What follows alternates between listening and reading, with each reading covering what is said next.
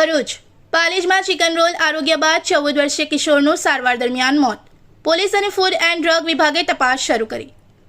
ભરૂચના પાલેજ એસકે નગર ખાતે રહેતા અંકિતભાઈ દિનેશભાઈ પટેલનો 14 વર્ષીય પુત્ર પૂર્વકુમાર ધોરણ 6 માં અભ્યાસ કરતો હતો અને સાસરોદ ગામે અભ્યાસ માટે રહેતો હતો.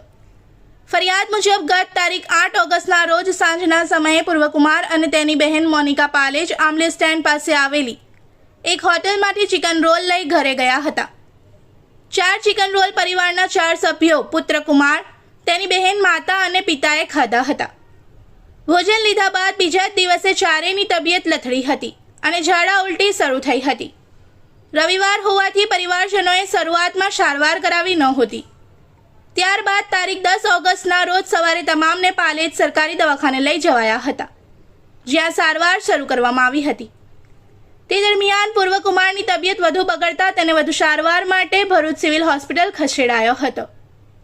ભરૂચ સિવિલ હોસ્પિટલમાંથી પણ તેની ગંભીર સ્થિતિને પગલે વડોદરાની એસએસજી હોસ્પિટલમાં વધુ સારવાર માટે રિફર કરવામાં આવ્યો હતો.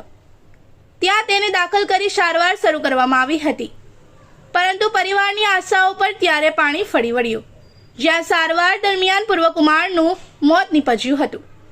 માત્ર 14 વર્ષની ઉંમરે પુત્રને ગુમાવતા પરિવારજનોમાં શોકની લાગણી ફેલાઈ ગઈ છે.